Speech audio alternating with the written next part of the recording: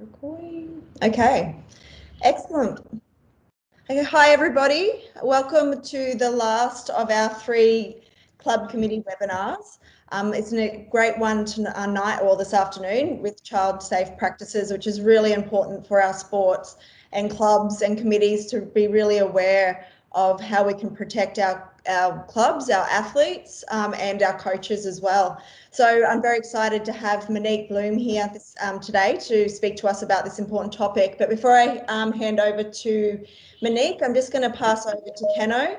Just quickly before we do that, just a few housekeeping things. Just keep your mics on mute unless you'd like to say something to the group.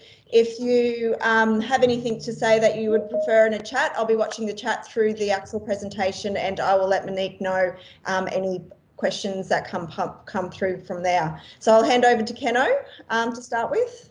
Thanks, Beck, and welcome everyone. Sorry I couldn't be there last week, but I hear that the sessions have been going really well, and this one in particular, I think really important, and I'm really glad to see that that it's evolved, and hopefully we get a really good turnout, and if we don't, we'll obviously be recording this and circulating it, because it's a really important topic for Snow Australia, and I'm rapt that Monique has come along to speak to us today, because I think in many ways, probably from a staff level and from an organisational level, it was her presentation to us, I think it was 2 years ago, that really opened our eyes and really elevated the importance of the topic. And I think I've seen a lot of people present on this topic, and I think we're really rapt that Monique's come along today, because she's got a great style and a really engaging story to tell. So encourage everyone to stick around. Look, as Beck said, we are committed as an organisation to obviously to trying to protect children, the safety of young people, and that's what this child safe policy and child safe approach is all about. We're very much following Sport Australia's guidelines and their toolkit. It's a multi-step approach. It's an evolving thing. It's ongoing. It's not perfect. I don't think anyone's is, but we're obviously committed to making it the best version of itself, and to really continuing to evolve and improve in this space. And I guess from an organisational perspective, we're trying to take a top-down approach in terms of requiring all of our directors to have working with children checks, and education, play by the rules. And as I think Monique will tell you, working with children checks is just one layer, but it's not. It's far and away not everything. So there's other things that we can do. We're also requiring all of our staff to go through these processes and training, our coaches, committee members, and you would have been badgered by us, employed by Chloe, to get some of this education across. And now we're even taking it to the next step and starting to roll it out to athletes as well, so that they can become aware of it and understand it also. So as I said, it's evolving. This is really important. I see this as an opportunity to now introduce this to the club level and to our programs. And whilst we're trying to take a leadership in this space, ultimately it's at the club level and then into resorts where most of the interaction with children happens. So the clubs are very much the front line here, and it's a really important topic. And this is just the first of many, many things that we're going to do to help our sport be the best and safest place it can be. So with that, Beck, I might sort of hand back to you to formally introduce Monique, but thanks everyone, and thanks Monique, and I'll be sort of sitting here in the background. So thank you. Thanks, Michael. Thanks, Keno. Well, I'll introduce Monique prior to handing over to her. So Monique is the CEO of the Australian Childhood Trauma Group. She has extensive experience in clinical interventions around issues of child development, child protection, Indigenous service provision and evaluation. She has been pivotal in the reform of child safe standards across the country. Monique has previously worked with KPMG in her health and human services practices, and was the director of out of the home care reform for the Department of Human Services in Victoria. Monique has a vast experience in working collaboratively with non-government, government and corporate organisation.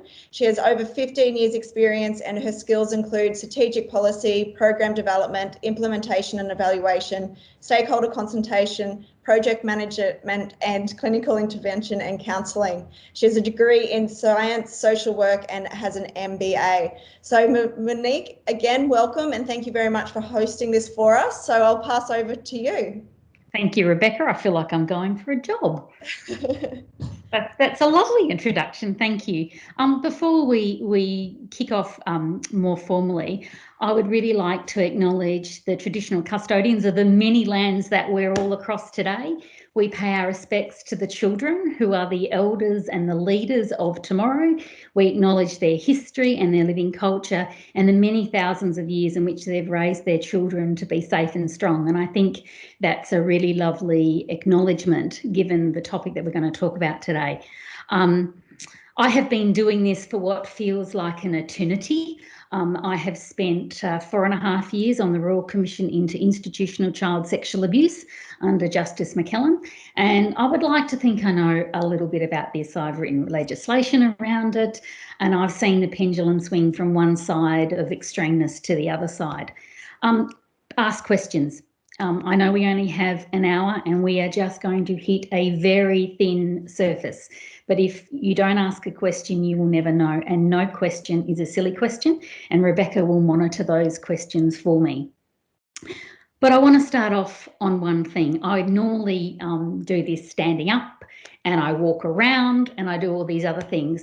You can see I use my hands a lot. I feel like I'm being strapped into my chair, and doing these is not the greatest way of imparting information to a group of people, because all I can see are little blobs with, you know, VLSSRT on them. It doesn't mean anything. There's too many of you to go around in an hour to ask where you're from, what you do. So normally I would do that. So I apologise. This is not my normal form. I would really like to acknowledge Snow Australia. I'd like to say that probably 2 years ago, when I actually first met Ryan, there was a real absence of understanding and a sense of impact. And I thought it would be really important last week that I went to the website and had a little sticky beak around. And it was great to see that there is traction, there is change, and there is an overt commitment to this. Let's talk about a case study. And I often think they're the best way. I'm going to tell you something. It's all on public record. You can see it for yourself. But it's about a man called Jonathan Lord and an organisation called YMCA New South Wales. They were the second case study in the Royal Commission. They came to the Commission in 2016 as one of the most high-profile cases of institutional child abuse in Australia. At the time, they were the second largest provider of before and school aftercare in Australia, and the largest in New South Wales. And for those of you who live in New South Wales at the time, and this is around 2012, they held all of the City of Sydney contracts for before and after school. So you can imagine how many numbers were in front of the 6 zeros. They were growing at a rate that they had never ever experienced before. They had a very inexperienced HR manager, but they had every possible glossy brochure under the sun that you could imagine. They went out to an advertisement, which actually had written on the bottom of the advertisement, "We are a child-safe organisation. We have zero tolerance for child abuse." That ad went out. They were looking for people to work in their before and after school childcare. A man by the name of Jonathan Lord applied for this job. They had a series of what they call safeguarding questions. One of those questions was, why would you like to work with children and young people? And I'm assuming many of you are parents, grandparents, aunts, uncles, brothers, sisters. This man's response to that question was, I want to work with children to give them unconditional love and no boundaries. Such a shame I can't see many of your faces, because at that point you should all at least have your eyebrows slightly raised. It's a most unusual thing to say about people's children you don't know. Anyway, this inexperienced HR coordinator was worried they needed staff, went, oh, okay. They had a very strong policy around screening. He completed his working with children check. It was fine, and Michael's made a comment about working with children check, and I'll tell you what I think of those in a minute. They also had a policy around national police checks.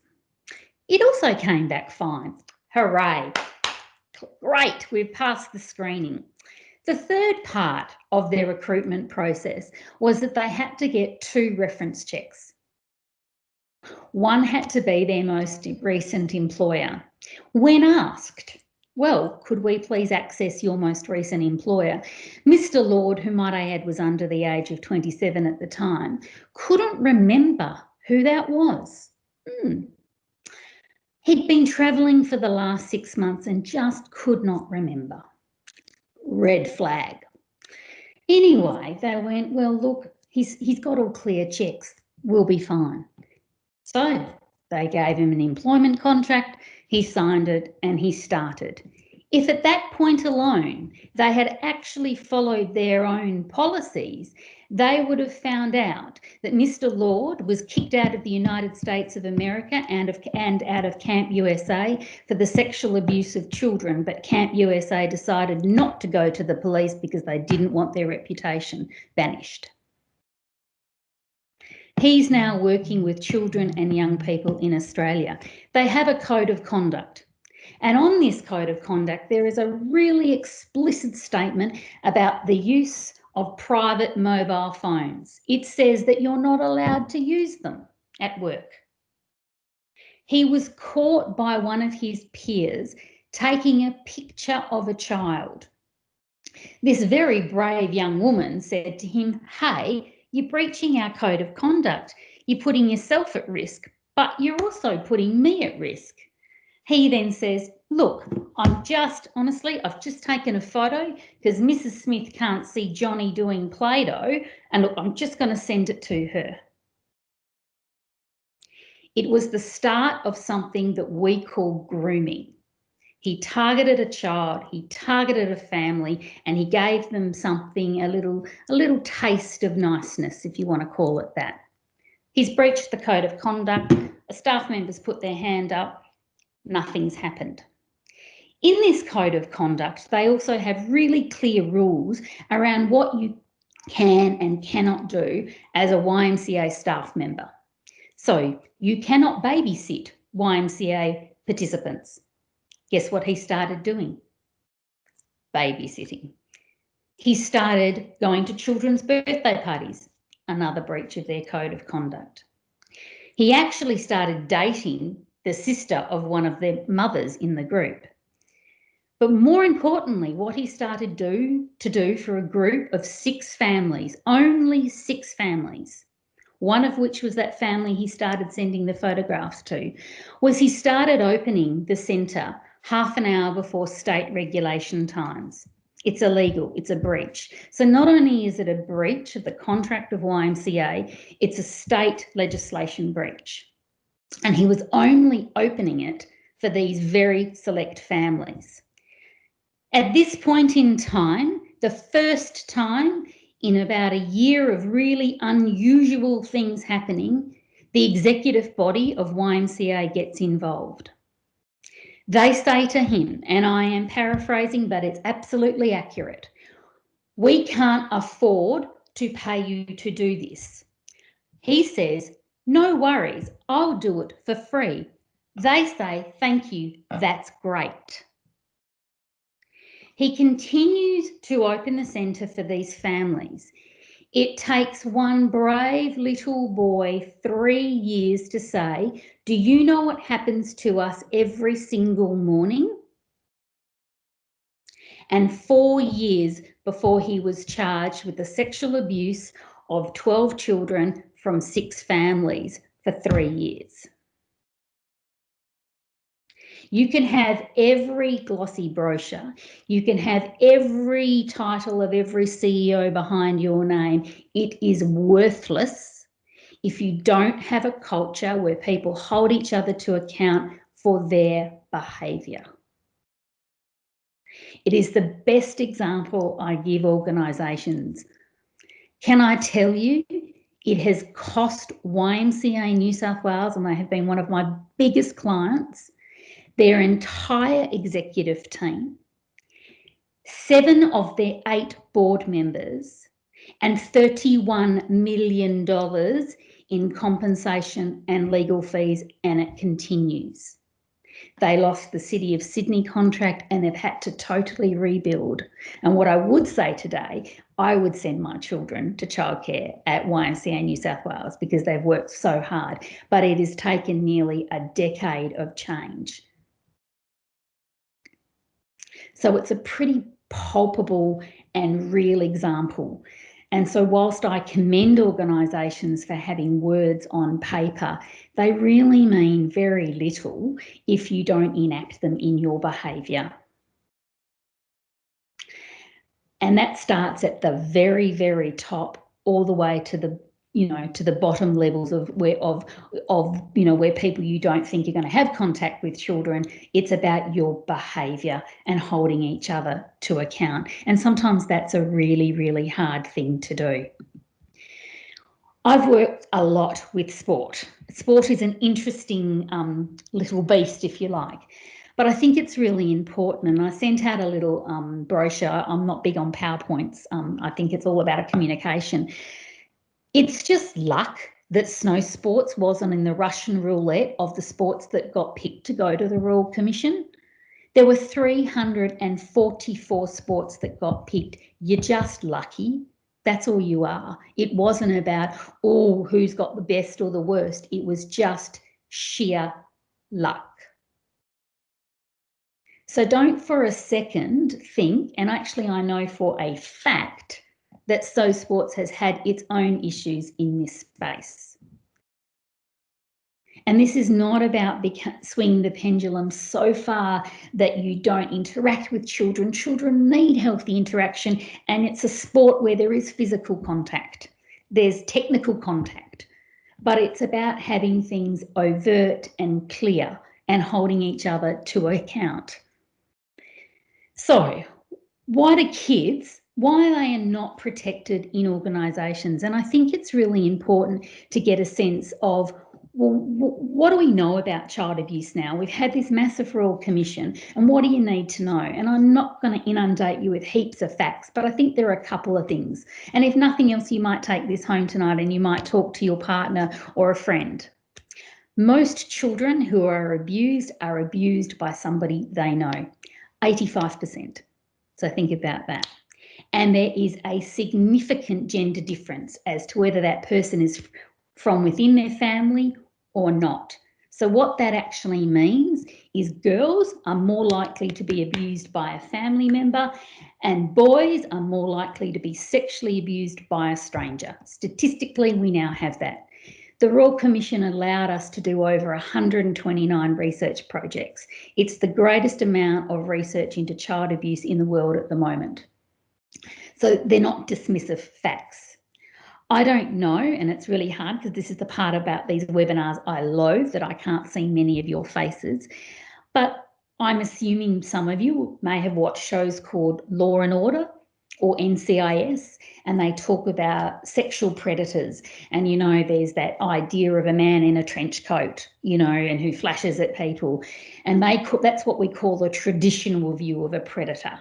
What we know is people who harm children are not serial predators. They're really opportunistic and they're situational. So they're looking for gaps, and they're looking for where people don't supervise kids. They're actually strategists. They're very, very clever people.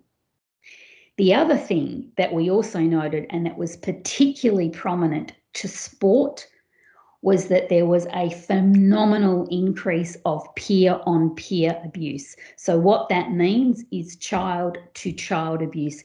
And Australian sport is one of the sectors where it is rampant in the research. The other thing that was really prominent, again, really prominent for sport, was that environmental factors certainly influence whether or not abuse occurs or not. And when I talk about environmental factors, I'm talking things such as supervision. I'm talking things such as CCVT. I'm talking check-in points. I'm talking parents' involvement. I'm talking lighting, change rooms, that sort of thing. Those things do actually have an impact on whether abuse occurs or not. When you start to look at organisations, and why do organisational settings mean that children get abused there? Because let's face it, for those of you who didn't hear in the beginning, you know, I was talking about, you know, one of my daughters is in year 12 today, and they went off at 5:30 a.m. and they haven't come home. And I go, God, where is she? The reality is the majority of children do not get abused. The majority of children are loved and cared for by all people. But unfortunately, we have people in the world who are predators. And they look for organisations particularly where they can break the boundaries. So what Jonathan Lord was doing in that case example I gave you is he was looking at whether or not the policies of that organisation had teeth, and they didn't. And each time he went, oh, they don't do anything. Oh, that doesn't mean anything. Oh, no consequences. So why does that happen? So why can kids come into a sport, like your sport, for example, or another sport, or a school, or a church group, and be abused? Well, that's because there's a lack of awareness about what abuse is and that it actually does happen, and it doesn't matter where children come from. It doesn't matter what background children come from. If you think that it only happens to children from lower socioeconomic groups, you're sadly wrong. If you think it's just children from Aboriginal and Torres Strait Islander populations, you are wrong. If you think it's young children, you are wrong. It happens to all children. What I will tell you is, and it's a sport that my children do, snow sports, it's a sport where there is more means in terms of sometimes there's more money. The more money you have, the easier it is to cover it up. It doesn't mean it doesn't happen. So it's about awareness. And I think what Michael is doing is trying to create a sense of awareness. The second bit is a lack of knowledge. People don't seem to know what to do, what their responsibilities are, and what their role is. There is absolutely no excuse in Australia not to protect children. We are a first world country with statutory jurisdictional powers in every state and territory. There is absolutely no reason. But you have to be told what those things are. These organisations have to provide, I suppose, experiences a bit like this, so that you know what to do and what's right and what's wrong. And you would be staggered if I could tell you what people think is okay. Trust me, in public forums, what people have said to me, it would blow your mind. The next thing is you actually have to have processes and support.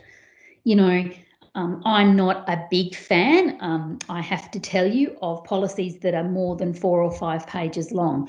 Implementation science tells you that all of us stop reading after page 3. How many of you have read your insurance policies after page 3? I would imagine not very many. None of us do. So after page 3, if you haven't got your message across, bin it.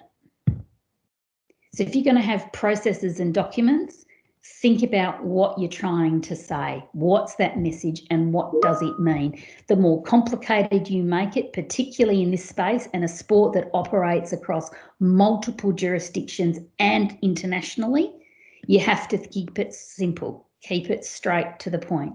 And the other thing is you've got to create confidence in your personnel, whether they're paid or whether they're volunteers. So the best example I can give is that if a volunteer, and I'm sure Ryan won't mind me saying this, if a volunteer hypothetically saw Ryan breaching your code of conduct, would they have the confidence and feel safe enough to go to Michael and say, hey, we've just witnessed Ryan breaching the code of conduct? Now, if you have a culture that enables that, you are so far advanced of most organisations, because most of us would think twice, because there's always a bit of fear and always a bit of retribution. And if we feel that as adults, how do you think a child is possibly ever going to tell somebody the most worst thing that could possibly happen in their life? Does that make sense? I'm going to keep on going until Rebecca tells me otherwise. All right? That makes sense. No questions so far. Everyone's listening. Okay. So what happened out of this Royal Commission? What have we got, and why do you all have to kind of become, if you like, why are you sitting here listening to this? Well, the Australian Human Rights Commission created what they call National Principles for Child Safe Organisations. There are 10 overarching principles that guide the way organisations like yours, doesn't matter whether it's the peak body or a club out of a resort. You are all obliged to follow these.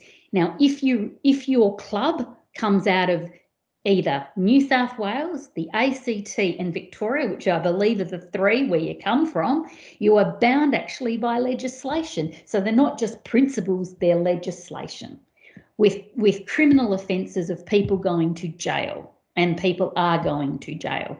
And they're aimed at middle and upper management. They're not aimed at, you know, Joe Bloggs who's at the bottom of the food chain. They're aimed at middle managers. And these principles are about things that it's about cultural change, that it's embedded in your leadership, and that your leaders model the type of governance and culture where children have rights, and that right is to be safe from child abuse. Where children in your club are actually told about their rights to be safe, that they have a right not to be abused by adults and other children. Where families in your club and the communities that you work and play and ski and snowboard and all those wonderful things that you do actually promote that safety and that zero tolerance. Where you have equity and that's actually upkept and diversity is respected. Where children, you know, are actually supported to actually have a view, and the people who work with these children are supported to learn about all of these things. You've got to start to have processes for complaints that are child focused.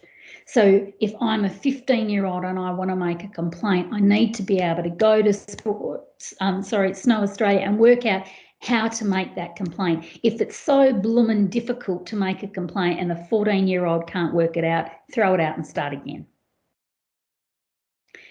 The organisations, the resorts and the clubs are legally bound to start equipping their staff and volunteers with training, skills and knowledge and ongoing refreshers on this topic. There is absolutely no excuse. There's free things everywhere as well.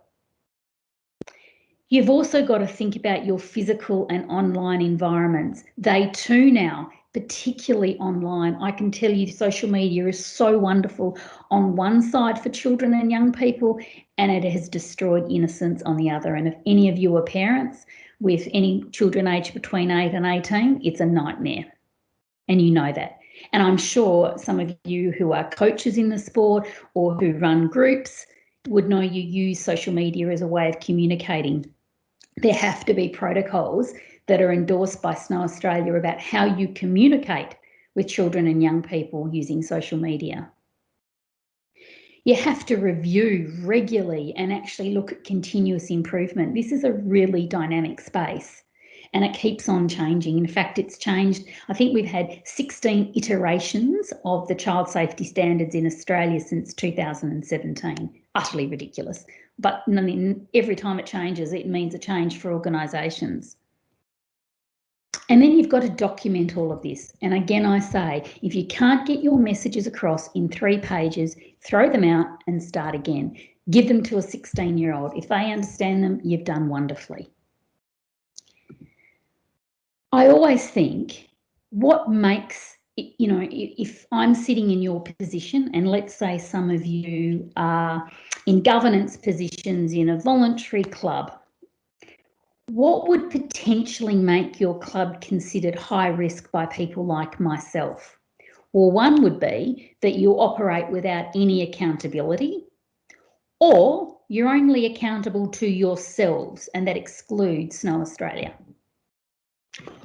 Or You think yourselves to be above any type of scrutiny for whatever reason. Just think of the Catholic Church as an example.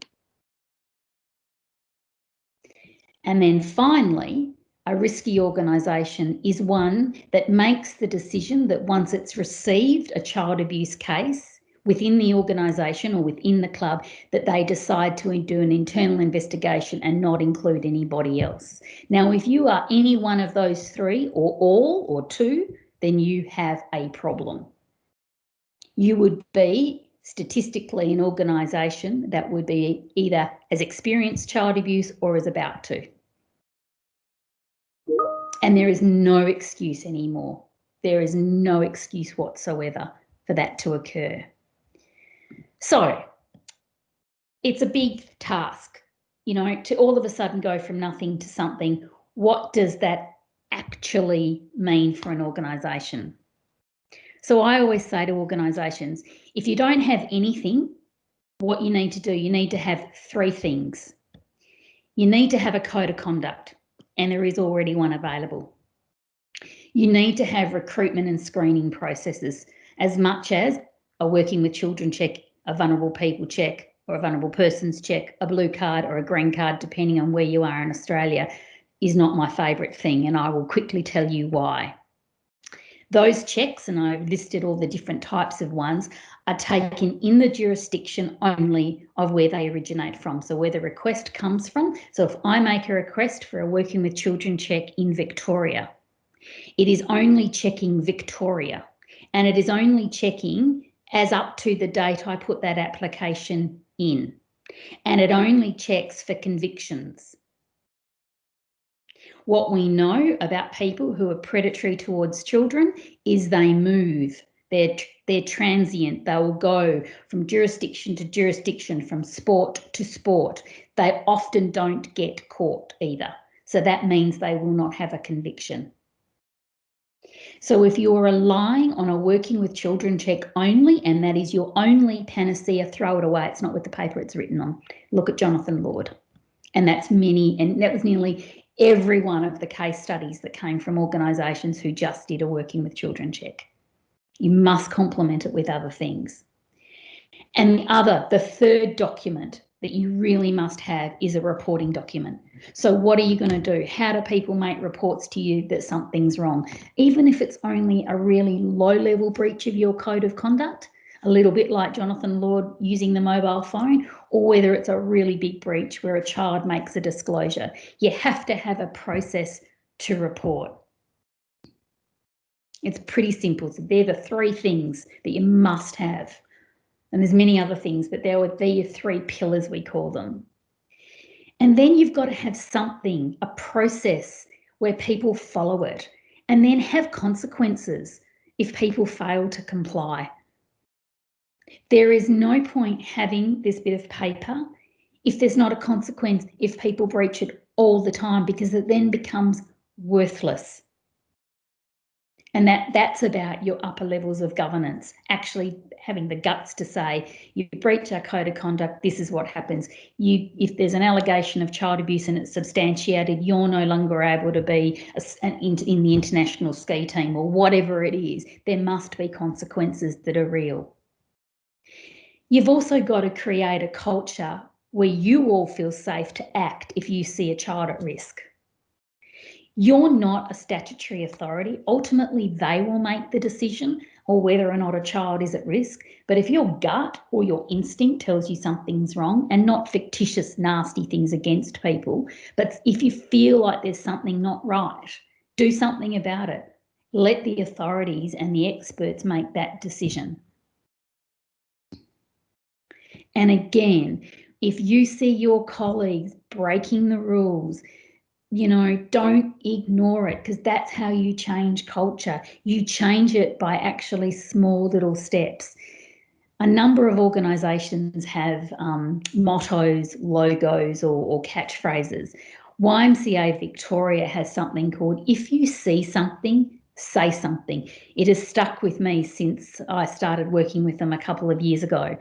It's on the back of every, you know, toilet door. It's on posters everywhere. And I remember it all the time. I'm sure it's probably been used in some ad somewhere, but it's very it's powerful. You remember it. Do you know what I mean? You kind of go, oh yeah, I get that. I get that. That's what I need to have. No questions? You would be the quietest group I have had for a very, very long time. And I'm going to put it down to this very weird way we're doing it. I wanted to ask Monique about back to the working with children's check, police checks, background checks. Is this something that, you know, I'm sure government is in some way trying to resolve? I mean, it seems crazy. You have royal commissions, you've got redress schemes, you've got all this stuff going on, and yet an obvious thing like that seems to be something that is not in place. Absolutely, Michael. So one of the major recommendations out of the Royal Commission was a national screening tool that checked, that checked every jurisdiction and that updated organisations. So, for example, let's say, you know, I get a charge, you don't know. And you're looking at a working with children check that's 3 years old, but in year 2 I get charged with an offence against a child, you wouldn't know. So what they said is you need to have a national body that does all of the checking that actually also then updates the organisation where the person's check is attached to. Each jurisdiction runs working with children checks or the other checks out of their Department of Justice, which is state funded based. There's your answer. The states don't all agree on the legislation, which is just crazy. It doesn't make money. It's not like it's tourism or alcohol levies. This is, you know, child protection. You would really think a country like ours could get its shit together, excuse my language, but we seem to not be able to because they all fight over the most minuscule part of the legislation. Yeah. Disappointing. Yeah, it is, Michael. Yep, and I can't really see it changing, to be totally honest with you either. Yeah, if it hasn't changed in this lifetime, I don't know what will. What I would say to you, and particularly those who are in clubland, I think, you know, in many respects, the best way to work out what you should do is to actually listen and empower your children and families who are your members and who access club and resort facilities for winter sports. And the sort of things you should be asking these children and families is, what do the children and the young people that access it need? What do they need from you to be able to play this sport safely and have fun in it? Think about, well, how is it that your club actually involves children in the planning and the delivery of your activities and your services and your facilities? So do they have a voice? Do you have youth members in your boards? Do you have a youth committee? Do you actually ask children and young people questions about your services, your facilities, your carnivals, your competitions? Do you get their input about, yeah, good, not good? Because if this is the first time you're asking children to speak up about their safety and you've never asked them to speak up about giving you feedback or whether they think your canteen food's good or not, they're really not going to tell you whether they think it's safe or not. So in many ways, you've got to practice just getting feedback from kids before they'll tell you whether or not they're really safe or not. And you'll always have some kids who are loud and proud and will scream it from the rooftops, but a lot of children don't. And the big question I say to you, and I would argue that you should go and ask a group of children and actually ask them, do they think that they feel safe to disclose to you if there was something wrong? And your answers might shock you or sadden you or maybe make you happy. Yeah. Monique, there's a question from Scott Wilson around what Keno asked around that children's check and the fact that the states obviously don't align. And they said, given that some clubs are in Victoria, some in New South Wales, we obviously have international coaches coming in, sometimes people cross states. Is there something that the clubs can do around that checking other than what you've suggested today to sort of can they cross borders and check in New South Wales if they primarily reside in New South Wales? Like, is there other things that they could do to try and strengthen that? So what you will find is each check in each jurisdiction has requirements about how much time a person can cross a border and work with children. So, for example, in Victoria, I could only work a maximum of 20 days per year in the Northern Territory. And I would then have to go and get a check that's run through the Northern Territory government. So each jurisdiction, unfortunately, has different quotas for that. So you would have to look at what jurisdiction you are crossing, what your primary jurisdiction is that you live in, where your check is, and whether or not it actually applies in that other jurisdiction. And then in some places you can get 2 checks. Yes, you can, but not that many. It's very unusual to cross that, over the many days. What I would say to people is, again, it's not just the screening. It's asking questions about their behaviour around children. It's referee checks that specifically go to, do you think this person is the right sort of person to be coaching young people under the age of 18?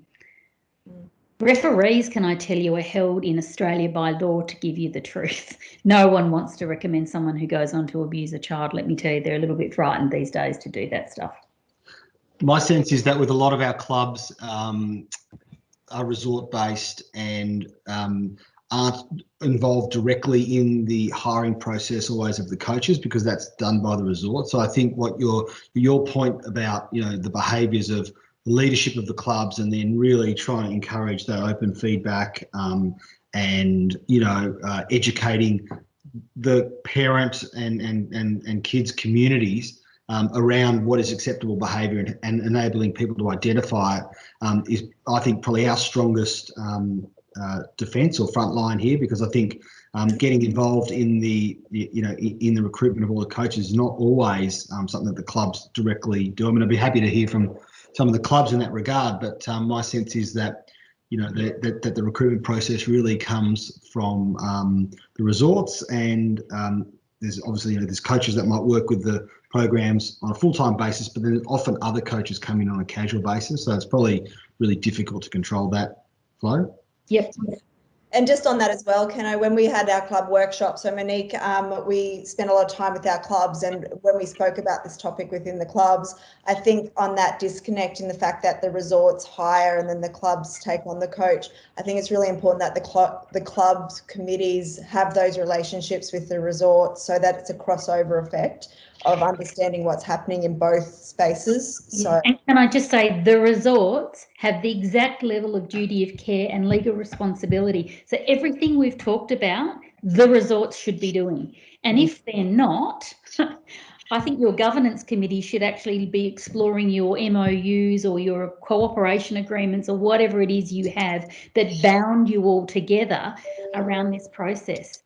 You are sitting ducks as well. If your duty of care isn't altered just by the fact that they employ the coach, and you can't duck and weave just because of that anymore. The world doesn't operate like that. So I would be suggesting for Clubland that you really look at whatever that agreement is that you have with the resort. You have a right to ask about their recruitment processes when they are recruiting for people who have a direct responsibility for children and young people. It doesn't matter what jurisdiction, that's law across the country. I have another question from Sue Hunter. She is from one of our Victorian resorts. She just was wondering, screening occurs for committee and staff, but what should happen if you have family and others coming into our clubhouse?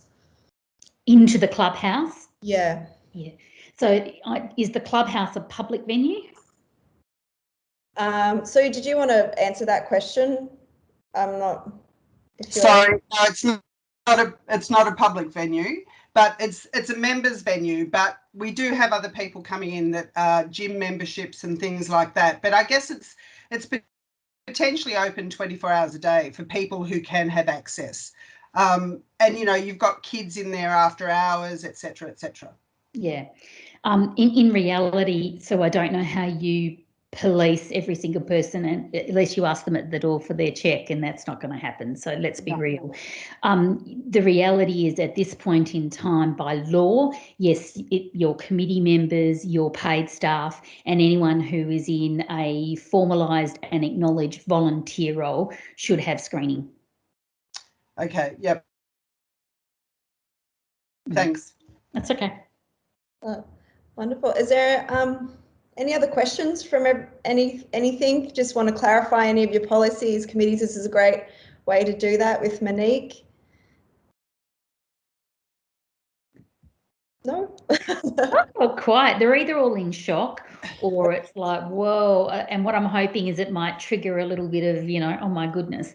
But just sort of as we sort of pack this up, I think it's just, this is not sort of an exaggerated, it's another thing. We do seem to have a lot of royal commissions in this country, and I kind of get that. But I just thought I'd share this with you. How many children do you think tonight have had a report made about them about child abuse in Australia? So let's look at, let's do 2017 to 2018 year. How many kids do you think there was reports about child abuse? Anyone want to give me a number? Who's FM on the screen? Oh, hang on. See, if you're in, that might be Finn Marsland. Finn. You want to give me a number? If you were in real life, I would be making you do so much more engagement. I'm surprised Finn's not coming up with an answer. I see a guy, Steve Nelson. I can actually see you on my screen, Steve, and you've been there the whole time. You're not a little icon. Do you have a number for me, Steve? I haven't got a number. You haven't got a number? I'm just going to say.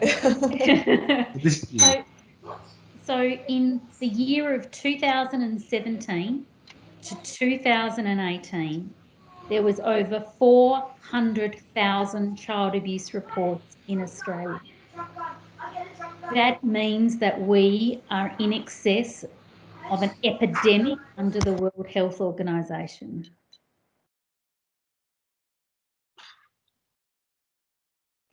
So if that's not enough of a sobering thought, I'm not quite sure what is. Tonight alone in Australia, there are 77,000 children who are in out-of-home care because of child abuse. It is real. It's not pretend. When a child is abused, and it doesn't matter who by, the neurobiology of their brain development literally ceases.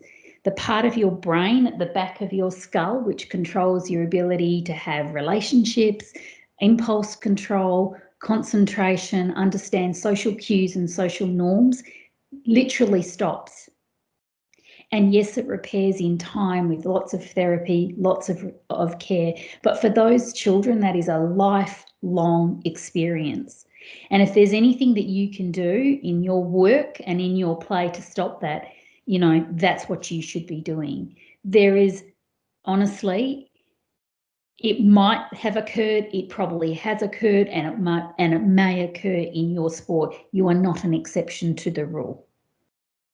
It can be stopped, but children don't stop child abuse. Adults stop child abuse. There's another question. Can you elaborate on athlete on athlete abuse? Yep, so I can't necessarily comment on adult to adult abuse. That's not an area of my speciality, but peer on peer means under 18s. So we've seen in the 2018-2019 child protection reports in the state of Victoria, 17% of all reports were child on child. So that means children sexually abusing other children. So yes, there is a proportion of that sits in that upper teens where, children are exploring their sexuality. Exploration of their identity is really important and actually quite healthy. But what it is, it's when children in power have you know, they use that power to abuse younger children. It is increasingly very, very common. I can't talk about it in the adult world. Hello, we know what happens. You just have to have a read of the newspaper any day of the week. But it is a growing epidemic with children. And often it's children who are mimicking the behaviour that they experience themselves. So they are both a victim and a perpetrator in one. Okay, and then we've got one more question from Nicole. She's just wondering about the links to websites and courses. Oh, hang on, Ryan's just got back to her and said there's some links on the Snow Australia website. But is there, when you had a look at the Snow Australia website, is there any other organisations? Because there are a lot out there. I know from when I'm exploring different websites and things for a lot of my work that I do, there's always something that pops up. But is there something? Yeah. So they're really good.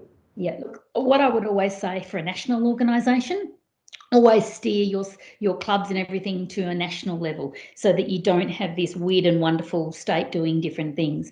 If you're wanting to do refresher training where people have to give you a certificate to show you they've done it, I would suggest doing the 11 modules that are free. They're all free out of the Australian Human Rights Commission. Each module takes about 20 minutes. It's not the most scintillating interactive platform, but the content is brilliant. It's always legally curated, which is the really important thing. You know, they can't give you wrong information, and it's national. So it gives you this bird's eye view. And if I was Michael, to be really honest, it would give me a sense of, yep, I haven't got everyone doing something different. Mm. That would be, and that's where I would be constantly looking around, and if they've updated and changed it, that's where I would be going to in Australia right now. I think what you are starting maybe to see is jurisdictions realising this too, that you can't keep operating as these separate entities, because that's where you fall between the cracks. Well, I think we're a sport that's probably in a fortunate position that we are a unified sport, a unitary sport with one national body that takes on the responsibility across all the states, so that's very easy for us to take that direction. David Parr's got his hand up. Yes. Sorry, Beck, you've probably stolen thunder. Ask a question. Monique, my name's David. Hi, David. Hi. Some of this it's not just around sexual abuse, is it? It's about physical abuse or child protection. Yeah, it's all forms of abuse of children. Okay. Yes. So my question relates to that balance. A lot of our winter sports we do have physical risk for the children, and they're doing it, and a lot of them are doing it younger and younger.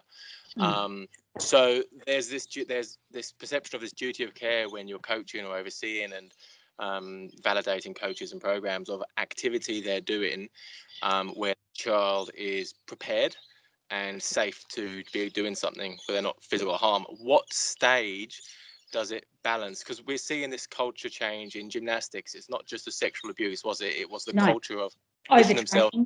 They got injured, the hurt, that sort of thing. And that was my sort of linking around that. Is there any guidance or anything changing or coming of where we can look at with really making sure that aspect of it is Yep, I get where you're kind of going, David. So look, the reality is that you would have a series of OH&S regulations around the actual physicality of both the locations of where children are learning to ski or competing or snowboarding. And excuse me, I'm sure there are other snow sports that you do and that I just haven't mentioned. So there's that part of it. But the physical part of child abuse that relates to what you're talking about, David, is things such as overtraining, deliberately giving children to do a ski run that they're not capable of doing, and you kind of know that, so you're pushing them, using physical endurance as a test, knowing that they're not capable. So it's actually around that element versus the OH&S, because one assumes that you would be, you're not going to put children out in a major blizzard. I mean, one assumes the sport has its own OH&S regulations about when it can't have children out in, competitions or training. But the physical aspect of child abuse in sport is clearly, you know, you don't whack, burn, you know, hurt kids in that way, but you don't go to the overcoaching or putting them in positions where you know they can't do a run, for example, and you know they can't, but you make them do it and they break their leg. Yeah, you'll be held account for that if you knew that. Does that make sense? It's a bit of a grey area. It does, and that's that grey area. Yeah, absolutely. That's what I was sort of exploring. Thank you. Wonderful. Any other questions before we wrap up? No? Well, if anyone thinks of anything, please feel free to email me. I'm happy to pass on to Monique. I did send out a handout that Monique sent me. So I believe I got everybody, but if I've missed anyone online and that didn't receive that, please again, shoot me an email and I'll forward it on to you. Ryan has put up the last 2 webinars and this has been recorded. So we'll put up this webinar by next week, and I will actually forward a link out to all the clubs to pass on to committee members. So those that have missed it, I did get a few apologies for today, they can have the opportunity to watch it and learn from it as well. So thank you everybody, and thank you Monique. As always, it's very it's a great topic to talk about, and it really brings forward the importance of child protection. I think everyone can do better in this area. So thank you for your time, yeah. Thank you, everybody. Have a lovely evening for those in Victoria. Enjoy your long weekend. And you never know, you might all be, hopefully us Victorians will be back out in the snow next season. You never know. Thank you, and thank you. And I just wanted to acknowledge, I think this is the last of the 3 series, isn't it, Beck? Yes, it is. So I just wanted to obviously just thank you, Beck, for the work you've done in pulling this together. I think there's been great feedback. I know others have helped behind the scenes, but you've driven the bus on this occasion. So thank you for your work. Wonderful, thanks, Keno. And yeah, well done. I'll look to organise some more series early next year. So if anyone has any topics that they think would be helpful for their clubs or committees, please reach out and let me know. Everyone should have a look on iView, ABC Four Corners of last Monday night. A very interesting synopsis of particularly, I suppose, elite level sport and child abuse. Most informative, even if you just kind of, you know, skim through it. Even a skim through is pretty good. Yeah. Pretty confronting. Thank you. All right, take care, everybody. Have a lovely evening. Thanks, Monique. Thank you. Thanks, guys. Bye. Thanks. Bye.